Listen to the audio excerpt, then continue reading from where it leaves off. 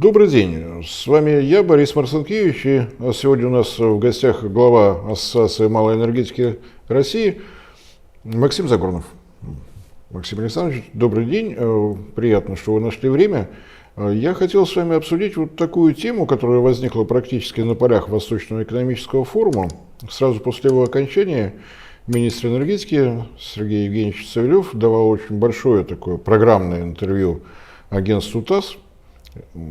Много тем было перебрано. И когда журналист поинтересовался, вот, какие перспективы у энергетики Дальнего Востока, причем не долгосрочные, там, в соответствии с схемами и программами развития на пятилетку, генеральной схемы там, до 1942 года, а вот, собственно говоря, зима-то вот она. И в числе прочих мер, которые предпринимаются и со стороны Росгидро, и со стороны министерства, и Россетей, там достаточно большой комплект всего чего, прозвучала фраза, которую я не могу расшифровать. Может быть, это связано с тем, что я не профессиональный энергетик, а может еще что-то такое таинственное. Фраза звучала следующим образом. Прорабатываются проекты быстро возводимой генерации как временного решения. Расшифровки не последовало, журналист ничего не стал уточнять. А вот что такое быстро возводимые объекты генерации, как они выглядят? Атомная электростанция, которую очень быстро собирают, там, угольная электростанция, которую за 3 дня собирают. Вот что это, о чем шла речь? Вот, может быть, это все-таки вас касается, малой генерации, распределенной генерации? Ну, судя по срокам, я думаю, что, скорее всего, это малая генерация, быстро возводимая. То есть у нас объекты, ну, в нашей малой генерации срок строительства порядка 8-12 месяцев.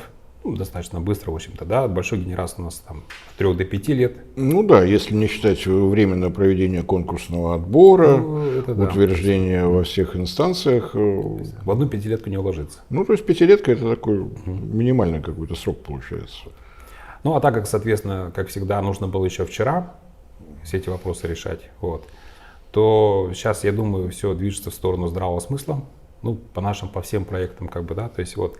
И я думаю, что с точки зрения энергообеспечения, ну, с чем мы сталкиваемся и в европейской части, когда у нас не хватает мощностей, наиболее быстрый способ – это разворачивание объектов малой генерации, то есть короткий срок, да, и постепенно их наращивание, ну, в зависимости, значит, от потребностей. От потребностей. Это у нас большой плюс, потому что подстанцию строить, например, там, на 5 мегаватт невыгодно, ну, в целом там какую-то развивать, да, то есть выгодно большие объекты, то есть, а вот мы как раз можем как раз восполнить вот этот пробел за счет малой генерации. Ну да, получается, что да, и сетевые решения не требуются, потому что если блок-станция, грубо говоря, вот в том квартале, где возводятся новые какие-то жилые дома или там объекты малого и среднего бизнеса, то и нет ни проблем с подстанциями, нет ни проблем с необходимостью строить линии электропередач быстро и аккуратно. То есть все-таки есть надежда, что если министр об этом заговорил, то на вас обратят внимание, вспомнят, что вы на самом деле есть. И ведь, да, у нас, если смотреть на это прошедшее лето, у нас было 2 ЧП в объединенной энергосистеме Юга, жара и просто не хватило электроэнергии, так если вещи своими именами называть. И то, что произошло на Дальнем Востоке, блэкаут в Приморье. Но там совершенно другая проблема. Там проблема ненадежности сети, степень износа оценивают по-разному, судя по тому, что говорили на ВЭФе, там где-то около 70%. Но распределенная генерация и эту проблему купирует, потому что не требуется сеть. То есть вы можете, получается, оказать существенную поддержку и на юге, где, да, вот конкурсный отбор прошел, но, собственно говоря, ни одного победителя нет, никто не отобрался. И даже в том случае, если повторно проведут или еще какое-то решение примут, строительство начнется, пока согласуют, пока все, 3-4 года, а следующее лето, никто не гарантирован опять от аномальных климатических сюрпризов, никто среагировать не успевает из большой генерации, не из большого сетевого хозяйства. То есть я про компанию Россети, что планируется же одновременно электростанции, прокладка линии электропередач, ну, это класс 110, 220, и дальше еще и распределенные сети нужны на более низкое. У вас ничего этого нет. Те решения, которые вот у вас уже есть, они как-то связаны с проблемами, ну, населения. То есть, если мы смотрим на юг, Краснодар советского периода 500 000 населения, сейчас 1,5. То есть вот это та нагрузка, которую явно дает жилищный сектор. Вы работали с такими проектами или у вас все-таки больше бизнес? Смотрите, у нас больше промышленные предприятия, вот, но за счет роста населения в Краснодарском крае уже больше 5 миллионов там, населения, да, там активно у нас с севера переезжают в более теплые места, вот, то, соответственно, потребление растет и население отъедает мощности у промышленности. Вот. То есть то, что вы даете промышленности, можно уже отдать жилому сектору. Да, да. То есть, ну, таким образом мы, соответственно, разгружаем центры питания за счет строительства своих объектов для бизнеса. Вот, и эту электроэнергию действительно можно перераспределить, эти мощности, в пользу населения. При этом вложения со стороны государственного или краевого бюджета, в общем-то, и не наблюдается. Бизнес решает свои проблемы, но решая свои проблемы, он обеспечивает возможности большой генерации маневрировать. Да, все правильно. Мы об этом и говорим, и пишем письма на нашего министра энергетики нового. То есть акцентируем внимание на том, что вот эти вопросы, как бы, да, мы готовы решать не за счет бюджетных средств, а именно за счет бизнеса. То есть тогда, когда мы разворачиваем эти мощности для бизнеса, мы, правильно говорите, высвобождаем эти мощности для населения. Ну и на самом деле, я не знаю, что сейчас будет с новыми национальными проектами, но предыдущие пару лет мы очень много слов слышали о том, что рост экономики России должны обеспечить малые и средние предприятия. Малые и средние предприятия, если генерации не хватает, подождать 5 лет до того, как им разрешат строить какую-нибудь гостиницу или дом отдыха или еще какой-то объект, но они точно не выдержат, этого бизнеса просто не будет. То есть если ему скажут, что в нашем славном Ставрополе строить ничего нельзя, потому что надо подождать 5 лет, и тогда будет техническое присоединение, все. А в вашем случае это тоже решается. Что тот, кто планирует какое бы то ни было свое предприятие, малое, среднее, может обратиться к вам и, не дожидаясь больших решений, прокладки там линий электропередач, строительства подстанций, вот, согласовать сроки своего строительства с вашим строительством, получить результат. То есть я очень с большим уважением отношусь к плану ГЛРО, к единой энергосистеме Советского Союза, но тогда темп жизни был другой.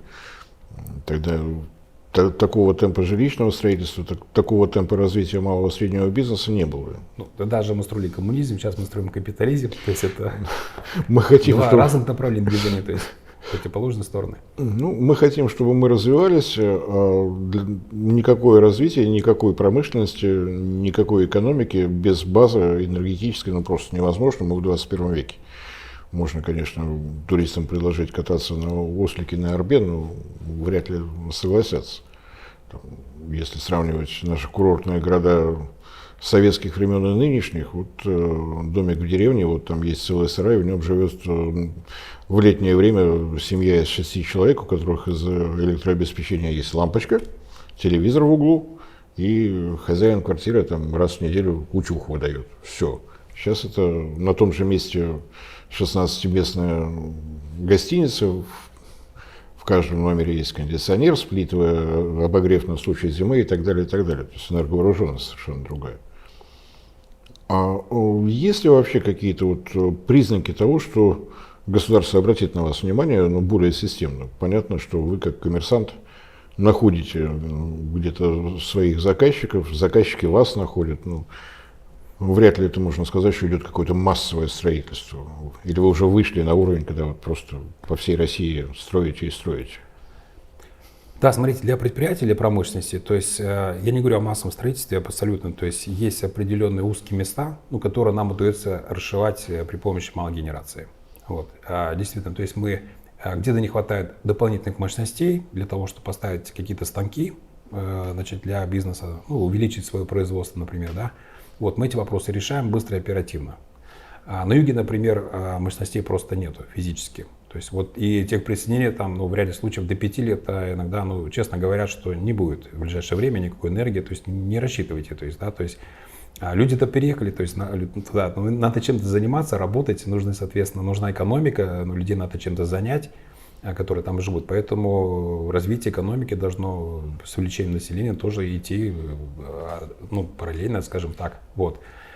А по поводу, то, что вы говорили, вопросов решения, ну, техприсоединения, например, к нашим объектам генерации, то есть, да, у нас такой опыт был, когда, соответственно, Мы выдавали от нашего объекта генерации тех условия для тех присоединения, то есть такой был опыт, то есть, да, получали разрешение на строительство, вот, строили объект, а в это время параллельно там, в течение 2 лет подтягивали сети с большой энергетики, то есть, вот, и потом уже объект, например, переходил на гибридное там, значит, энергообеспечение от собственной электростанции там, и от сетей внешних, например, да. Но таким образом у нас реально наш бизнес выигрывал в сроках. То есть мы быстро ставили объекты генерации, быстро, соответственно, они получали разрешение на строительство, потому что у них есть тех условия от объекта генерации, это допускается. Вот. И параллельно они занимались техническими условиями. Ну, в противном случае, действительно, срок запуска объекта был плюс 2 года там, к строительству. Ну, понятно. А с учетом того, что сейчас и деньги короткие, и, слава богу, кредитные ресурсы все оптимистичнее, всем приятнее и приятнее их брать. Все хорошо идет. Симпатично на самом деле. Ну, и я так понимаю, что вот потенциальные клиенты — это те, кто разворачивает строительство какого-то крупного объекта. Ему при запуске промышленного объекта потребуется там, ну, 50 мегаватт. Но на момент строительства хватает 5, чтобы везде работала сварка, и кран тоже работал. И преждевременное техприсоединение тоже не нужно.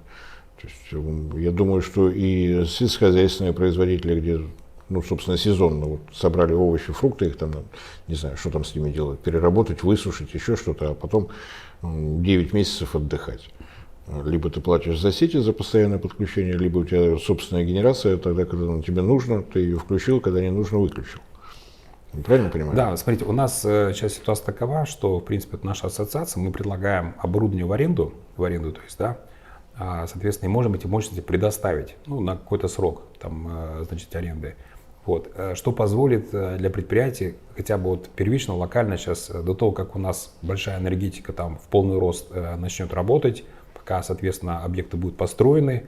Пока состоится да, техприсоединение, да, он уже работает. Да, то есть у нас бизнес уже может работать, да. Потом мы эти мощности можем перенести, перебазировать, например, да. Ну и потом у нас срок службы наших мощностей до капремонта 8-10 лет. В принципе, допустим, этот период времени можем отработать. Потом приходит большая энергетика, пожалуйста, то есть, если условия будут интересные для потребителей, ну, в целом, то есть, пожалуйста. Он может оставить у себя ваши блоки, да, может сказать, что у меня все в порядке, забирайте.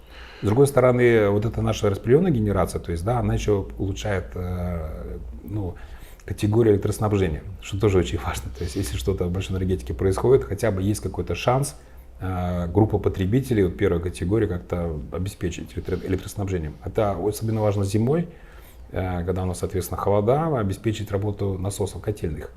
Ну, как минимум. И на самом деле, вот та ситуация, которая была на юге, она говорит о том, что законы энергетики нигде не меняются. Спрос на электроэнергию в летнюю жару выше, чем в зимний холод. Кто бы как этому не удивлялся. Потому что зимой у нас работают теплоэлектроцентрали, комбинированная выработка тепла и электроэнергии, все решаемо. Холодильники промышленные, чтобы у вас квартира охлаждалась во время жары, пока не придумали, поэтому везде работают кондиционеры, спрос на электроэнергию выше. Мы в этом убедились на своем невеселом опыте, но уж какой есть.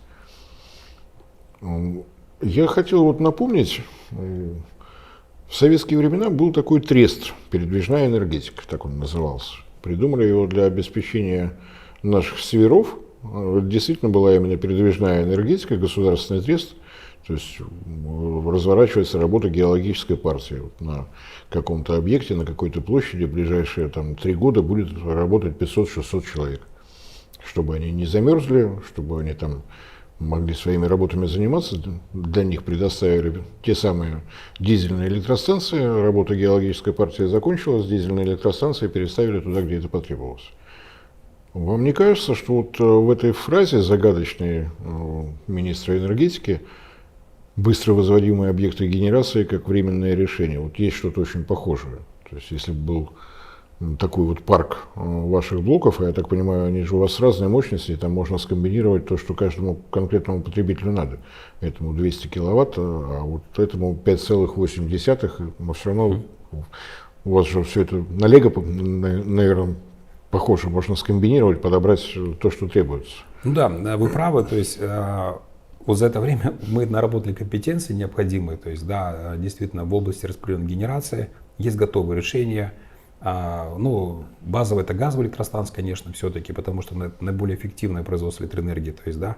Но в зависимости от ресурсов, которые есть на месте, мы, в общем-то, можем и угольные электростанции небольшие разворачивать, то есть и солнечные, и ветряные, то есть, или ветряные, точнее, правильно сказать, то есть, да, гидро, все зависит от ресурсов.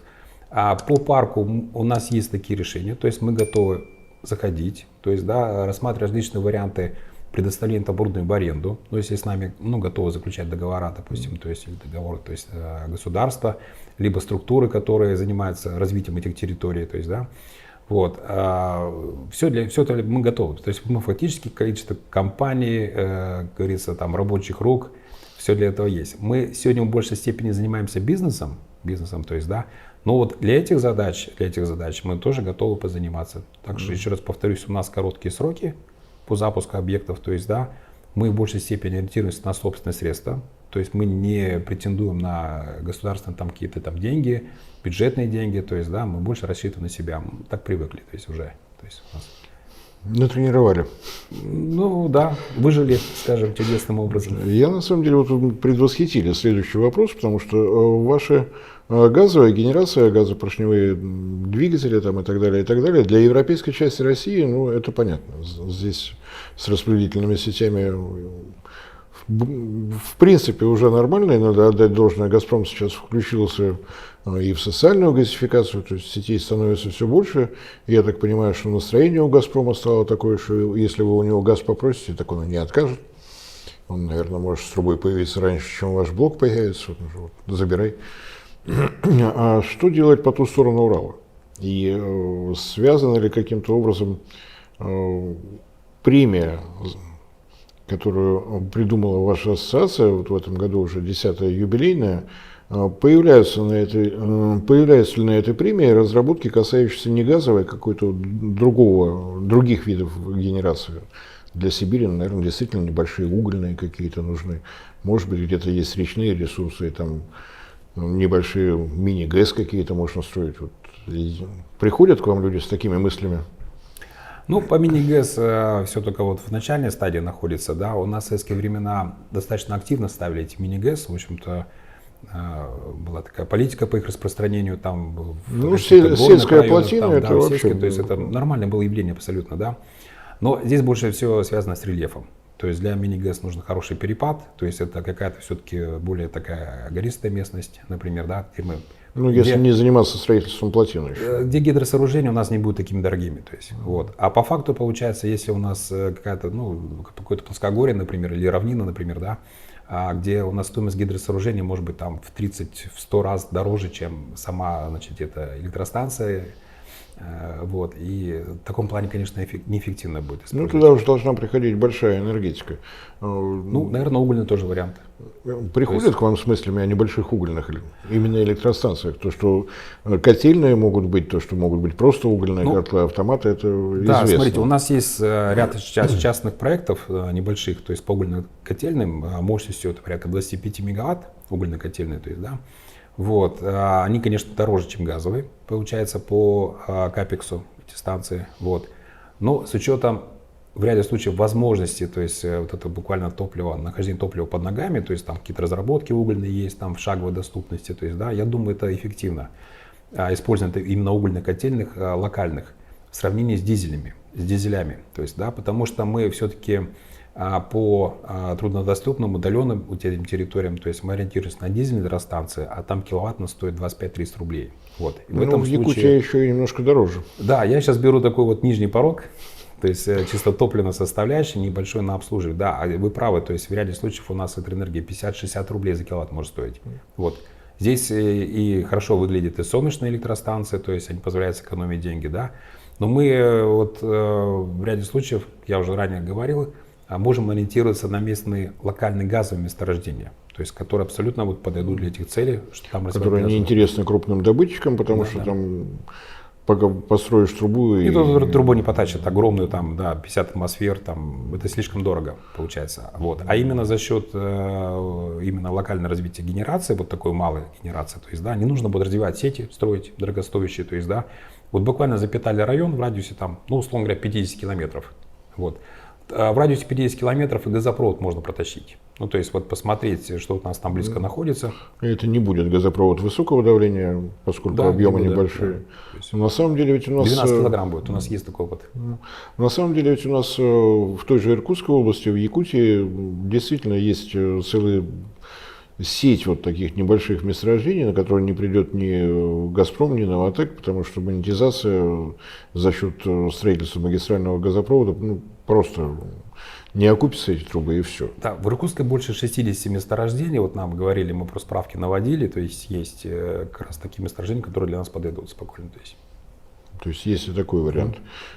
Ну, а вот расскажите про премию, что туда, кто туда идет, что вам предлагают? Ведь есть же и какие-то более изощренные варианты, когда для одного объекта придумывают сразу несколько вариантов генерации. Ведь вот немножечко тепловой насос, вот немножечко солнце, вот немножечко, вот комплект. Приходят к вам с такими разработками? Да, здесь у нас есть разработки гибридные у нас в стране. Это в первую очередь связано с тем, что сейчас появились очень недорогие системы накопления энергии, аккумуляторы, то есть, да, которые позволили вдохнуть новую жизнь вот в такие вот варианты гибридных энергокомплексов. Да. Основная проблема, которая у нас получается, заключается в том, что у нас потребляемая мощность вот, на местах, да, она не всегда соответствует там, 100%, например, там, нашей мощности электростанции, генератора. То есть, да. И в этом случае, получается, мы переплачиваем платя за генератор достаточно существенные деньги, то есть, а загрузка у него получается может 10% ночи всего лишь. То есть, да. Тогда, соответственно, гибридные вот такие вот системы с использованием и солнечной генерации позволяет сэкономить на топливе, позволяет сэкономить на оборудовании. Вот, и у нас получается более-менее приемлемая стоимость киловатта или себестоимость киловатта. То есть в районе, например, там можно представить уже 12 рублей, допустим. Там, ну, заказчик в любом случае должен считать, во что обойдется техническое присоединение к большим сетям, сколько времени пойдет на появление больших сетей, удобно это, неудобно. Если, допустим, смотреть по нашей сельской местности, я натыкался на деревни, где просто чуть ли не в каждом доме стоит дизельный генератор, потому что они уверены, что в течение года обязательно обрыв сетей будет скакать и напряжение, и частота, и все что угодно, поэтому без собственной генерации, пусть небольшой, там, обеспечивающий ровно один жилой дом, не получается. По обрыву сети что далеко ходить? У нас вот по Челябинскому, я помню, была ситуация, когда значит, прошел ледяной дождь. То есть, буквально там в декабре месяце лет 8 назад, вот на моей памяти здесь. В городе там восстановили электроснабжение в течение суток. Вот, буквально я выезжаю за границу города, километров 10, заезжаю в поселок, они сидят в темноте. Через 2 недели, то есть это прошло. То есть, да, они сидят до сих пор в темноте. То есть, да, я говорю, слушайте, а что, вы до сих пор, что ли, не восстановили энергоснабжение? Они говорят, тогда в городе к вам приезжают сразу, а к нам через 2-3 недели добирается. Это в шаговой доступности.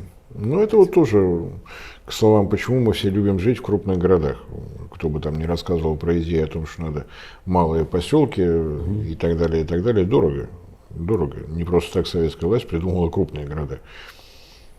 Ну, был такой пример, вот, я помню, в Томской области в 2000-х годах, значит, губернатор КРЭС, вот, значит, в то время, там стояла такая дилемма, значит, нужно было построить большое достаточное количество дорог до поселков, мостов построить вместо переправ, там, понтонных, там, да, сделать. Вот, и, в общем-то, они посчитали, оказалось, что дешевле, значит, построить микрорайон в Томске, вот, все эти поселки переселить в город, то есть и не строить, не заниматься этими мостами, то есть намного дешевле. То же самое фактически вот с энергетическими мощностями, то есть, да, там, тянуть очень далеко, сети очень дорогие.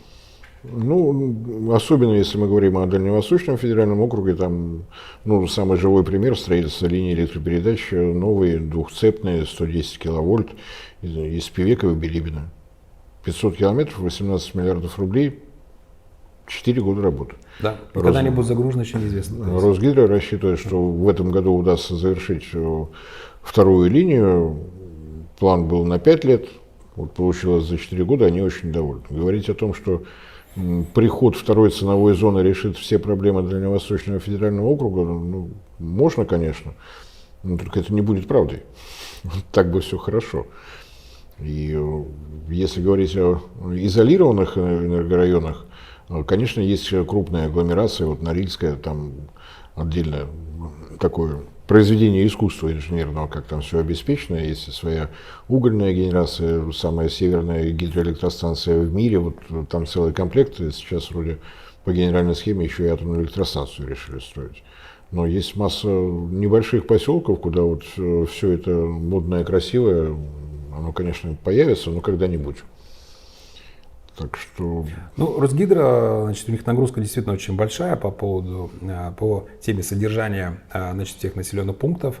Затраты очень приличные, и мы вот с ними не раз встречались на эту тематику. То есть все, что ниже 30 мегаватт, ну, Росгидро не хотят заниматься вообще. То есть не хотят это видеть, то есть это пушка по воробьям, ну, это понятно, то есть для совсем для других целей создано, то есть, а сейчас они тащат всю эту мелочь, то есть, да.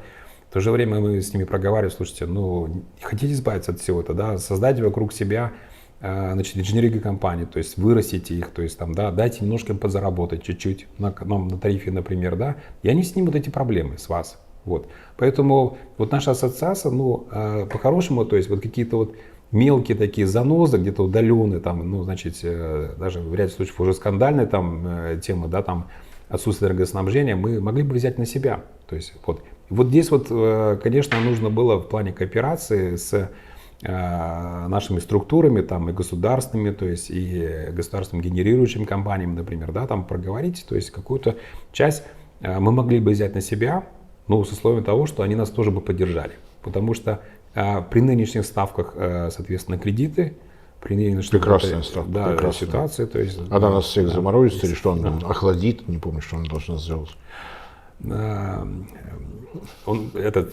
Сдержать перепроизводство. Вот, то есть у это нас да, перепроизводство. основная цель, значит, сдержать перепроизводство. Цели поменялись сегодня, то есть уже. Вот.